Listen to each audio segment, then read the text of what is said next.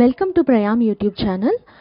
கொலப்பாக்கம் சுற்றிலும் இருக்கிற ஒரு சில ஆலயங்கள் பற்றி நான் நம்ம யூடியூப் சேனலில் போடலான்னு இருக்கேன். வாங்க வீடியோக்குள்ளே போகலாம்.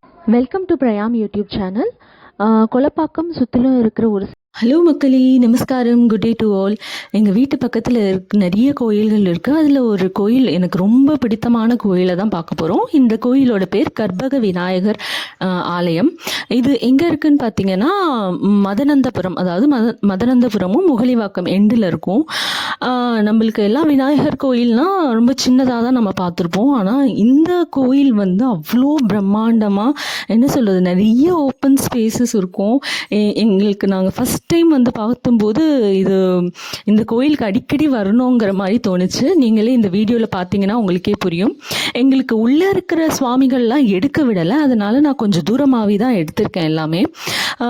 இந்த கோயிலோட ஸ்பெஷாலிட்டி, அதாவது என்ன ஸ்பெஷலான 2 சுவாமிகள் எனக்கு ரொம்ப பிடிக்குங்கிறத சொல்கிறேன்.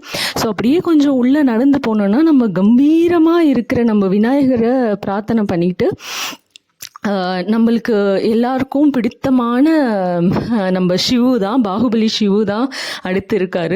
ரொம்ப அழகாக இருப்பார். இதை சுற்றிலும் பிரகாரத்தை சுற்றி வந்தோன்னா நம்ம துர்கையம்மன், பிரம்மர், விஷ்ணு எல்லாரும் இருப்பாங்க. ஆனால் இந்த கோயில் பார்த்திங்கன்னா ஒரு ஓப்பன் ஸ்பேசஸாக ரொம்ப பீஸ்ஃபுல்லாக இருக்கும். கோயிலுக்கு போகணுன்னாலே வந்து மனசு அமைதிங்கிறது வேணும். அதில் இந்த கோயிலில் ரொம்ப கிடைக்கும். இதுதான் மக்களே நான் சொன்னது. இவங்க தான் வந்து கர்ப்பகாம்பிகை. நம்ம யூஸ்வலான டெம்பிளில் எங்கேயுமே கர்ப்பகாம்பியை பார்க்க முடியாது. உங்களுக்காக நான் கொஞ்சம் ஜூம் பண்ணி எடுத்திருக்கேன். ஸோ ஃபஸ்ட் டைம் போகும்போது எனக்கு ரொம்ப இம்ப்ரெஸ் ஆன கர்ப்பகாம்பிகை. அதனால் நான் அங்கே அடிக்கடி போக ஆரம்பிச்சிட்டோம். அடுத்து நம்மளுக்கு எல்லாருக்குமே பிடித்தமான முருகப்பெருமான் தான். இவங்களும் வள்ளி தெய்வானோடு ரொம்ப அழகாக இருப்பாங்க. ஓகே, இந்த கடவுள்லாம் எல்லா ஆலயங்களையும் இருக்கும். பட் முக்கியமானது வந்து நான் முன்னாடியே சொன்ன மாதிரி கர்ப்பகாம்பிகை. அடுத்து பார்த்திங்கன்னா நம்ம பைரவர் சுவாமி வந்து நார்மலாக தான் பார்த்துருப்போம். பட் இந்த கோயிலில் தான் வந்து ஸ்வர்ண பைரவர்னு சொல்லிட்டு அவங்க ஒய்ஃபோட செம்ம அழகாக க்யூட்டாக சிரிச்சிட்ருப்பாங்க. கண்டிப்பாக இந்த நம்ம சென்னையில் இருக்கீங்கன்னா கண்டிப்பாக இந்த கோயிலுக்கு வந்து பார்த்துட்டு போங்க.